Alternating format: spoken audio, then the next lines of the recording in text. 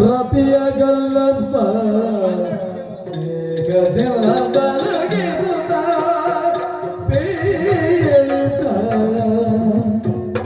ಸ್ನೇಹದಿನ ಬಲಗಿಸುತ್ತ ಪೇಳಿತ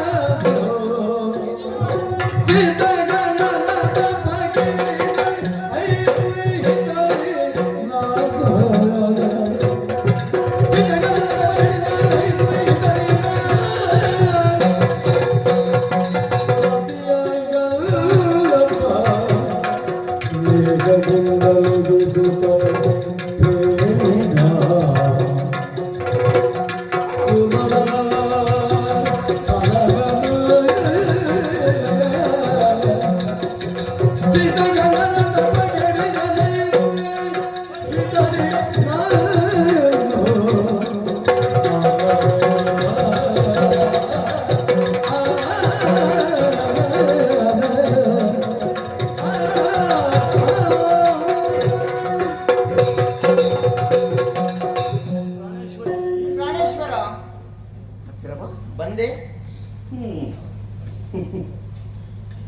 ಎಂತದ ಹೊಸತು ನೋಡಿದೆ ನನ್ನನ್ನು. ಮತ್ತ್ಯಾಕೆ ಈ ಭಾವನೆ? ಆದ್ರೂ ವ್ಯತ್ಯಾಸವನ್ನು ಗಮನಿಸುತ್ತಾ ಇದೆಯಲ್ಲ ನೀನು. ಮುಖದ ಭಾವನೆಯಲ್ಲಿ ವ್ಯತ್ಯಾಸ ಕಾಣ್ತಾ ಇದ್ದೇನೆ. ಹೌದು, ದೇವೇಂದ್ರನಲ್ಲಿ ಮಾತನಾಡ್ತಾನೆಂಬುದಾಗಿ ಒಳಗಿನ ನನ್ನ ಕಳಿಸಿಕೊಟ್ಟವರು ನೀವು. ಹೌದು, ಹೋಗುವಾಗ ಒಂದು ಭಾವನೆ, ಈಗ ಬಂದಾಗ ಒಂದು ಭಾವನೆ. ಹೌದು, ಈ ಭಾವನೆ ಯಾಕೆ ಪ್ರಭು? ಅದನ್ನು ನಿನ್ನ ಮುಂದೆ ಹೇಳಿಕೊಳ್ಳುವಾಗ ನಿನಗೆ ಒಂದು ಬದಲಾಗಿ ಸೂಚನೆ ಕೊಡ್ತಾ ಇದ್ದೇನೆ. ಏನು ಪ್ರಭು? ನನ್ನ ಅರಸಿ ಅರಸ, ನಾವು ಇಬ್ಬರು ಜೊತೆಯಾಗಿ ಪ್ರೇಮ ಸಲ್ಲಾಪದಲ್ಲಿ ದಿನ ಕಳೀತಾ ಇದ್ದೇವೆ. ಆದ್ರೆ ಈ ಕ್ಷಣ ಮಾತ್ರ ನೀನು ಸ್ಥಿತ ಪ್ರಜ್ಞೆ ತಂದುಕೊಳ್ಬೇಕು. ನನ್ನ ಮಾತಿನಿಂದ ಎಲ್ಲಿ ಘಾಸಿಯಾಗುತ್ತದೋ ಎನ್ನುವಂತಹ ಅಳುಕಿಗೆ ಅವಕಾಶ ಮಾಡಿಕೊಳ್ಳದಿದೆ. ಈ ಪತಿಯ ಮಾತಿನಿಂದ ಸತ್ಯವಾಗಿ ಘಾಸಿಯಾಗುತ್ತದೆ ಆಗಬಹುದೋ? ಯಾವ ಮಾತು ಪ್ರಭು ಅದು? ಏನಿದು? ಇನ್ನಲ್ಲ, ಓ ದೇವೇಂದ್ರಾದಿಗಳೆಲ್ಲ ದೂರಿಕೊಂಡಿದ್ದಾರೆ. ಅವರಿಗೆ ಬಂದಂತಹ ಸಮಸ್ಯೆಯನ್ನು ಹೇಳಿಕೊಂಡಿದ್ದಾರೆ. ಲೋಕಮಂದಿರಂತಹ ಶಿವ ಮಹಾದೇವ ತಪೋನಿರತನಾಗಿದ್ದಾನೆ. ಅವ ತಪಸ್ಸಿಂದ ಎಳೆ ಇದ್ರೆ ಲೋಕ ಕಲ್ಯಾಣ ಆಗುವುದಿಲ್ಲ. ಅವನು ಎಬ್ಬಿಸುವ ಪ್ರಯತ್ನ ಮತ್ತೆ ಯಾರಿಗೂ ಆಗುವಂಥದ್ದಲ್ಲ. ಕಾಮದೇವ ನೀನೇ ಮಾಡಬೇಕು ಎಂದು ಹೇಳಿದ್ದು ಮಾತ್ರ ಅಲ್ಲ, ನನಗೊಂದು ಆಸಕ್ತಿ ಸಂತೋಷ. ಯಾಕೆ ಗೊತ್ತಾ? ಸುಮನಸರನ್ನು ಈ ಹೊತ್ತಿನಲ್ಲಿ ಪಾಲಿಸುವಂತಹ ಹೊಣೆಗಾರಿಕೆ ಲಭ್ಯವಾಯಿತಲ್ಲ. ಯಾವ ರೀತಿಯಲ್ಲಿ? ದುಷ್ಟ ಮಥನಕ್ಕೆ ನಾನು ಈ ರೀತಿಯಾಗಿ ದಾರಿ ಮಾಡಿಕೊಟ್ಟೆ ಅಂತಾದ್ರೆ 3 ಲೋಕವನ್ನು ಉಳಿಸಿದ ಪೊರೆದ ಕೀರ್ತಿ ನನ್ನ ಪಾಲಿಗೆ ಬರುವುದಕ್ಕೆ ಇದೆ. ಆದ್ದರಿಂದ ಶಿವನ ತಪಸ್ಸನ್ನು ಕೆಡಿಸುವುದಕ್ಕಾಗಿ ಹೊರಟು ನಿಂತಿದ್ದೇನೆ. ಜಯೇಶ್ವರಿ, ಸಂತೋಷವಾಗಿ ನನ್ನನ್ನು ಕಳುಹಿಸಿಕೊಡ್ತೀಯಾ? ಶಿವನ ತಪಸ್ಸು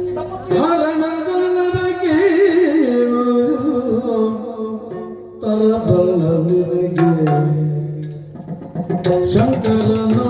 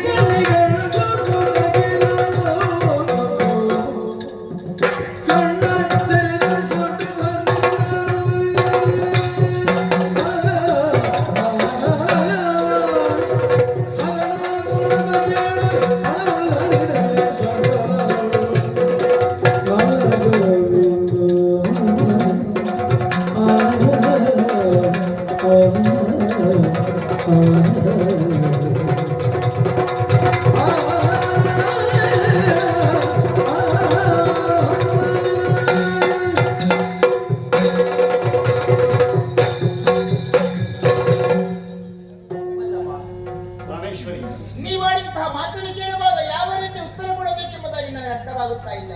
ಅದಕ್ಕೆ ಹಾಗೆ ಸುರಪತಿಯ ಮಾತನ್ನು ಕೇಳಿದಂತಹ ತಾವು ಪಶುಪತಿಯ ತಪಸ್ಸನ್ನು ಕೆಡಿಸುವುದಕ್ಕಾಗಿ ಹೊರಟು ನಿಂತಿದೆ ಪ್ರಭು. ಹೌದು.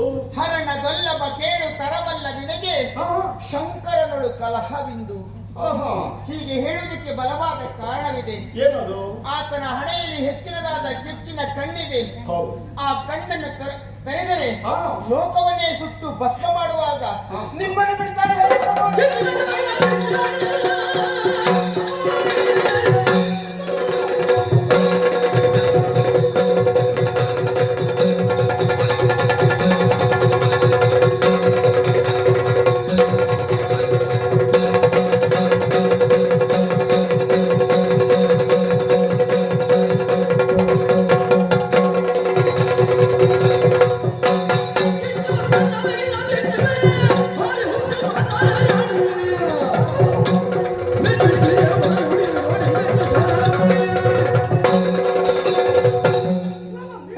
ವೃತ್ತಿ ಮಾಡ್ತಾ ಇದೆಯಲ್ಲ, ನನ್ನ ಅರಸಿಯಾಗಿರುವಂತಹ ನೀನು ನಾನು ಮಾಡುವಂತಹ ಈ ಕೆಲಸಗಳಿಗೆ ಪೂರಕವಾಗಿ ಒದಗಿ ಬರ್ತಿ ಕಳುಹಿಸಿಕೊಡ್ತೀವಂತಹ ವಿಶ್ವಾಸ ನಿಂತಿದ್ರೆ ನನ್ನನ್ನು ಒಂದು ರೀತಿಯಾಗಿ ವಿಚಲಿತ ಮನಸ್ಕರನ್ನಾಗಿಸುವಲ್ಲಿ, ಶಿವನ ತಂಟೆ ಬೇಡ ಪ್ರಭು. ಒಂದು ರೀತಿಯಾಗಿ ಹೆದರಿಸುವ ಪ್ರಯತ್ನಕ್ಕೆ ಮುಂದುವರಿತಾ ಇದೆಯಲ್ಲ. ನನಗೂ ಭಯವಾಗುತ್ತಾ ಇದೆ. ಪ್ರಾಣೇಶ್ವರಿ, ಓ. ಕಿತ್ತುಗನ್ನವ ಶಿವ ಯಾರಿಗೂ ಗೊತ್ತಿಲ್ಲ ನೋಡು. ಆ. ಅವನ ಕೂಡ ನೇರವಾಗಿ ಕಲಹಕ್ಕಾಗಿ ನಾನು ಹೋಗುವುದಲ್ಲ. ಆ ಶಿವನ ತಪಸ್ಸು ಗೆಲ್ಲಿಸಬೇಕು. ಹಾ. ಮಾತ್ರವಲ್ಲ, ಗಿರಿಜಾ ಕಲ್ಯಾಣ ಆಗಬೇಕು. ಆ ತಾಯಿ ತಂದೆಯವರು ಬೇರೆ ಬೇರೆ ಆಗಿರಕೂಡದು. ಅವರು ಒಂದಾಗುತ್ತಾರೆ. ಹಾ. ಲೋಕದ ಸಮಸ್ತ ಮಕ್ಕಳ ಒಳಿತಾಗುವುದಕ್ಕೆ ಸಾಧ್ಯ ಇದೆ. ಇಂತಹ ಘನತರವಾದ ಹೊಣೆಗಾರಿಕೆಗಳಿಗೆ ಬಂದಾಗ ಈ ರೀತಿಯ ಹುಚ್ಚು ಮಾತಿನ ಅಗತ್ಯ ಇಲ್ಲ. ಕಳುಹಿಸಿಕೊ ಸ್ವಾಮಿ. ಚಂದ್ರವೇ ರಮಣಗೆ ಅಭವನ ಗಣಿಕ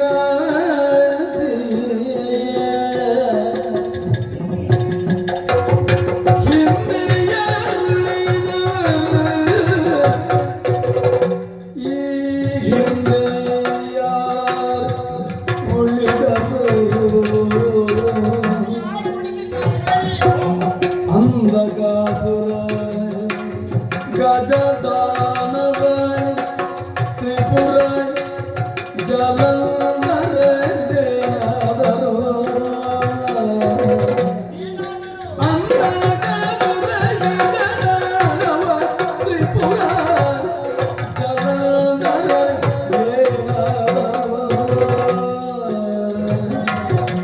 ಚಂದ್ರವೇ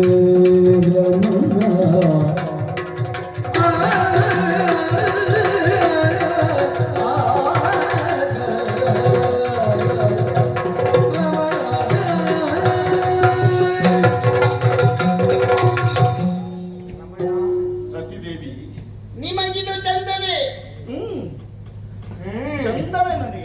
ಹರನ ತಪಸ್ಸನ್ನು ಕೆಡಿಸುವುದು ನಿಮಗಿದು ಚಂದವಾದರೂ ಹೋಗುವಂತಹ ಕಳುಹಿಸಿಕೊಳ್ಳುವುದು ನನಗಿದು ಚಂದವಲ್ಲ ಪ್ರಭು. ನಿಮಗೆ ಯಾಕೆ ಚಂದ ಆಗುವುದಿಲ್ಲ ಅದು? ಕಾರಣ ಉಂಟು. ಹರನಲ್ಲಿ ಹಗೆತನವನ್ನು ಕಟ್ಟಿಕೊಂಡರೆ ಪ್ರಪಂಚದಲ್ಲಿ ಯಾರು ಬದುಕುಳಿಯುವುದಕ್ಕೆ ಸಾಧ್ಯವಿಲ್ಲ ಎನ್ನುವುದಕ್ಕೆ ಕೆಲವೊಂದು ಉದಾಹರಣೆಗಳನ್ನು ನಾನು ನಿಮಗೆ ಕೊಡ್ತೇನೆ. ಓ, ಆ ವಿಷಯ ಉಂಟಲ್ಲ. ಹೌದು ಪ್ರಭು. ಯಾವುದದು? ಅಂಧಕಾಸುರ ಗಜ ದಾನವ. ಅಂಧಕಾಸುರ, ಹೌದು ದೊಡ್ಡ ದುಷ್ಟವ. ಹೌದು. ಗಜಾಸುರ ಎನ್ನುವಂತಹ ದಾನವ, ಜಲಂಧರ ಇವರೆಲ್ಲ ಹರದಲ್ಲಿ ಹಗೆತನವನ್ನು ಕಟ್ಟಿಕೊಂಡು ಈ ಲೋಕದ ಯಾತ್ರೆಯನ್ನೇ ಮುಗಿಸಿದವರಿದ್ದಾರೆ. ಹಾಗಿರುವಾಗ ನಿಮ್ಮನ್ನು ಬಿಡ್ತಾರೆ ಹೇಳಿ ಸ್ವಾಮಿ.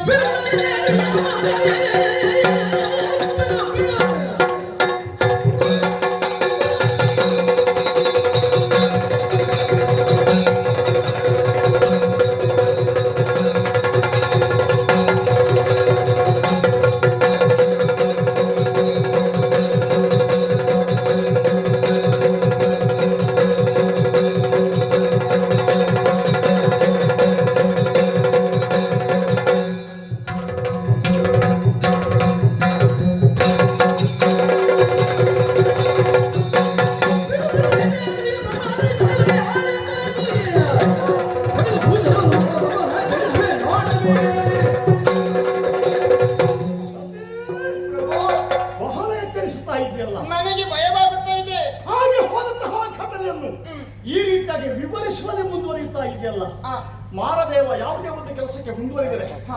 ಈ ರಾಜ್ಯದಲ್ಲಿ ಯಾವ ಶಕ್ತಿಯಿಂದಲೂ ಕೂಡ ತಡೆದು ನಿಲ್ಲಿಸೋಕೆ ಸಾಧ್ಯವೇ ಇಲ್ಲ ಹಾ. ಎಂಬ ಹೊತ್ತಿನಲ್ಲಿ ಪತ್ನಿಯಾಗ್ತಾ ನೀರು ತಡೆಯುತ್ತಾ ಇದ್ದಿ. ಉದಾಹರಣೆಯಾಗಿ ಇದೆಲ್ಲ ಹೇಳ್ತಾ ಇದೆಯಲ್ಲ, ಹೌದು. ಯಾವ ಜನಂತಹ ಅಂಧಕಾಸುರ, ಹಾ. ಗಜಾಸುರ, ದುಷ್ಟ ಪಾಪಿಗಳು, ಭೂಭಾರಕರು ಹಾ. ಎಲ್ಲ ಅಂಧಕಾಸುರ ಮಾಡಿದಾಗ ಹಾ. ಆ ದೇವನ ಮುನಿದು ಹಾ. ಅಂತವರ ಸರ್ವನಾಶ ಮಾಡಿದ್ದಾನೆ. ಹೌದು. ನಿನ್ನ ಗಂಡ ಅಂಥವನ, ಛೇ, ಛೇ. ಆ ಸ್ವಾಮಿಯ ಶಿಷ್ಯನೂ ಹೌದು, ಅವನ ಭಜಕನೂ ಹೌದು. ಹಾ. ನಮ್ಮ ಉದ್ದೇಶ ಏನು? ಹಾ. ಗಿರಿಜಾ ಕಲ್ಯಾಣ ಆಗಬೇಕು ಎನ್ನುವುದರಿಂದಾಗಿ. ಹಾ. ಆದ್ದರಿಂದ ಶಿವನ ವಿರೋಧಕ್ಕಾಗಿ ಹೋಗುವುದಲ್ಲ, ಹಾ. ಅವರನ್ನು ಸಿಟ್ಟುವರಿಸುವಂತಹ ಉದ್ದೇಶವೂ ನನ್ನದಲ್ಲ. ಅದಕ್ಕಾಗಿ ತಡೆಯದಿರು. ಏನು ದೇವರೇ? ಅಂತರಿಕ್ಷಗಳನುರೇನು ಚರಾಚರಾದ್ಯಂತವೇ ತುಂಬಿರುವ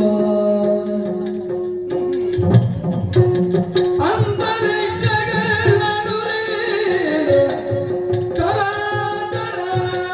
ಚರಾಚರಾದ್ಯಂತವೇ ತುಂಬಿರುವ ಅಂತಕಾಂತಕನು ಕಲಹಬೇರು ಅಂತಕಾಂತಕನು ಕಲಹಬೇರು ಪ್ರಾಣಕಾಂತ ತಲವಲ್ಲ ನಿನಗೆ ಶಂಕರನೊಳು ಕಲಹವಿರು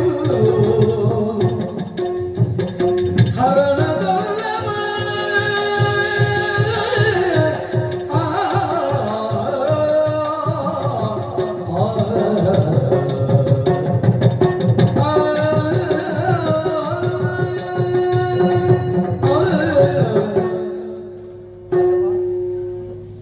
ಏನು ಸ್ವಾಮಿ ಇದು? ಅಡಿಗಡಿಗೆ ಮತ್ತೆ ಮತ್ತೆ ನಿಟ್ಟುಸಿರು ಬಿಡುತ್ತಾ ಇದೆ. ನಿನ್ನ ಮಾತು ಗದ್ಗದಿತವಾಗುತ್ತಾ ಇದೆ. ಕಣ್ಣ ನೀರ ಹನಿಗಳು ಕಪೋಲಲ್ಲಿ ತೊಟ್ಟಿ ಕೂತಿರುವಂತಹ ದೃಶ್ಯವನ್ನು ಗಮನಿಸುತ್ತಾ ಇದ್ದೀನಿ. ಏನು ಅಷ್ಟು ಗಹನವಾದ ವಿಷಯ? ಅಲ್ಲ, ಯಾವ ರೀತಿಯಾಗಿ ಕಾಡು ಬೇಡಿದರೂ ನಿಮ್ಮ ಮನಸ್ಸೆಂಬುದು ಬದಲಾಗುತ್ತಾ ಇಲ್ಲ. ನನ್ನ ನಿರ್ಧಾರ ಅಂಥದ್ದು. ದೇವತೆಗಳಿಗೆ ಅಭಯ ವಾಕ್ಯವನ್ನು ಕೊಟ್ಟಿದ್ದೇನೆ. ಹರನ ತಪಸ್ಸನ್ನು ಕೆಡಿಸಿಯೇ ಕೆಡಿಸುತ್ತೇನೆ. ಹಾ, ಅಚಲವಾದ ಧೈರ್ಯದಿಂದ ಹೊರಟು ನಿಂತಿದ್ದೀರಲ್ಲ ಪ್ರಭು. ನಾನು ಕೀರ್ತಿಗೆ ಭಾಜನವಾಗಿರುವಂತಹ ವ್ಯಕ್ತಿ ನಿರಾಯಾಸವಾಗಿ ಈ ಹೊತ್ತು ಅಂತಹ ಅವಕಾಶ ಒದಗಿ ಬಂದಂತಾದ್ರೆ ಇದನ್ನು ಜಾರಿಕೊಳ್ಳುವ ತಪ್ಪಿಸಿಕೊಳ್ಳುವ ಪ್ರಯತ್ನ ಯಾಕೆ ಮಾಡಬೇಕು ಹೇಳು? ಪರಶಿವನೇನು ಸಾಮಾನ್ಯನ ಹೇಳಿ ಅನುರೇಣ ತೃಣಕಾಷ್ಟ ಸ್ಥಾವರ ಜಂಗಮಾದಿಗಳಲ್ಲಿ ವ್ಯಾಪಕನಾಗಿದ್ದಾನೆ. ಜಗತ್ ಸರ್ವಂ ಶಿವಮಯ. ಜಗದ ಆಗು ಹೋಗುಗಳನ್ನು ಜ್ಞಾನದಿಂದಲೇ ತಿಳಿಯುವಂತಹ ದಿವ್ಯ ಶಕ್ತಿ ಆ ಪರಮೇಶ್ವರ ದೇವರಿಗಿದೆ. ಹೌದು. ಹಾಗಿರುವಾಗ ಜಗತ್ತಿನಲ್ಲಿ ಆದಂತಹ ಕಷ್ಟವನ್ನು ತಿಳಿಯುತ್ತಾನೆ ಎನ್ನುವಂತಹ ಉದ್ದೇಶದಿಂದ ಅವನ ಧ್ಯಾನವನ್ನು ನಾವು ಮಾಡಬೇಕು. ಬಿಟ್ಟರೆ ಅವನ ತಪಸ್ಸನ್ನು ಕೆಡಿಸುವುದು ಸರಿಯಲ್ಲ. ಇದೇ ರೀತಿಯಾಗಿ ತಪಸ್ಸನ್ನು ಕೆಡಿಸುತ್ತೇನೆ ಎಂಬುದಾಗಿ ನಾವು ಮುಂದುವರೆದರೆ ಏನಾಗ್ತದೆ ಗೊತ್ತುಂಟ? ಏನಾಗಿದೆ? ದೀಪದ ಬೆಳಕನ್ನು ಕಂಡಾಗ ಪತಂಗ ಒಂದು ಹಾರಿದಾಗ ದೀಪಕ್ಕೆ ಬಿದ್ದು ಕರೆಂಟ್ ಕಮರಿ ಹೋಗುತ್ತದೆ ಅಂತೆ. ಸ್ವಾಮಿ, ಈ ರೀತಿಯಾಗಿ ಕಾಡಿ ಬೇಡಿಕೊಂಡರು ಈ ಅವಸರ ಯಾಕೆ ಪ್ರಭು, ಯಾಕೆ? ಅಳಿಯುವುದು ಉಳಿಯುವುದು ನಮ್ಮ ಇಚ್ಛೆಯಂತೆ ಅಲ್ಲವಲ್ಲ.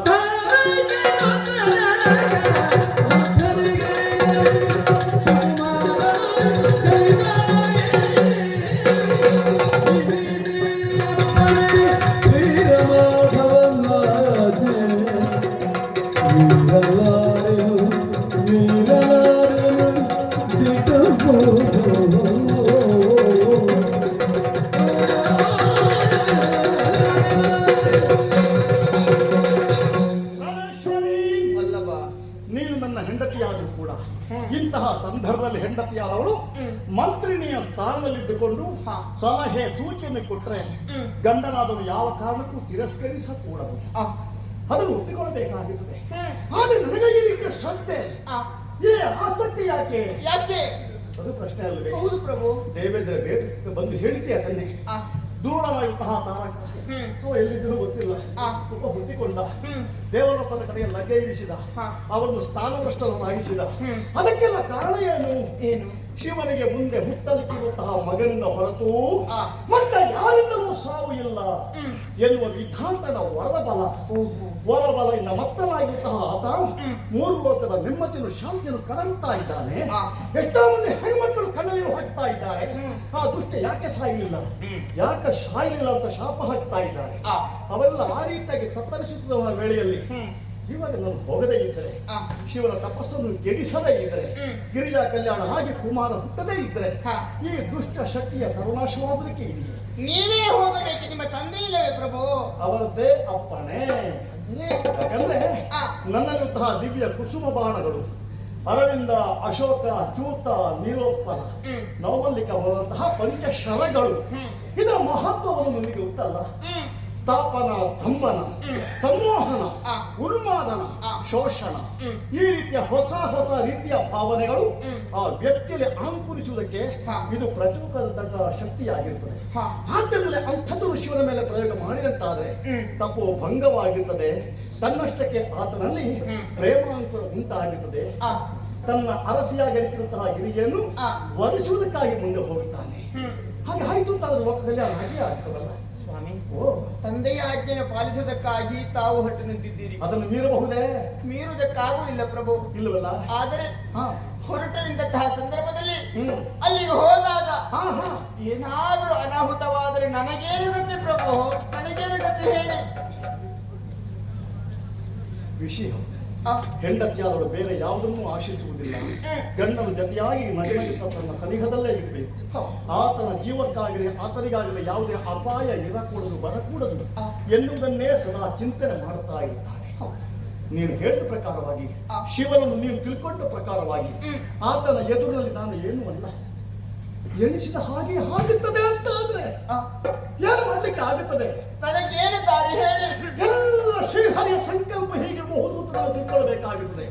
ಎಲ್ಲಿಯಾದ್ರೂ ಮುನಿಸಂತಹ ಶಿವ ಮೂರನೇ ಕಣ್ಣನ್ನು ತೆರೆದಂತಾದ್ರೆ ಹೋದಂತಹ ನಿನ್ನ ಗಂಡ ಮತ್ತೆ ತಿರುಗಿ ಬರಲಾರ. ಹಾಗೆಂದು ಕಾಮ ಅಳಿದು ಹೋಗ್ತಾನಂತ ತಿಳ್ಕೊಳ್ಬೇಡ. ಅನಂಗನಾಗಿ ಮರೆಯಲ್ಲಿರ್ತಾನೆ. ಹೌದು, ನಿನ್ನನ್ನು ಬಿಟ್ಟು ನಾನು ಹೋಗಲೇಬೇಕಾದ.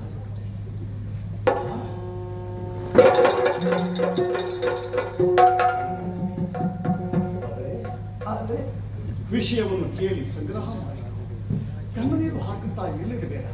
ಇದಕ್ಕೆಲ್ಲ ಪ್ರೇರಕ ಶಕ್ತಿಯಾಗುತ್ತಾ ನಾರಾಯಣ ದೇವ, ನಿನ್ನ ಮಾವ. ಆ ಸ್ವಾಮಿಯ ಸನ್ನಿಧಾನಕ್ಕೆ ಹೋಗು.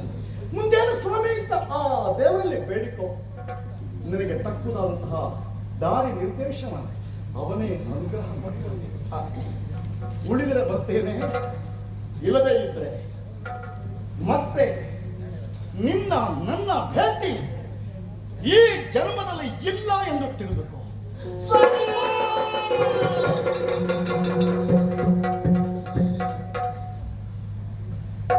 ಸಮಾಧಾನ ಹರಿಚಿತ್ತ ಸತ್ಯ.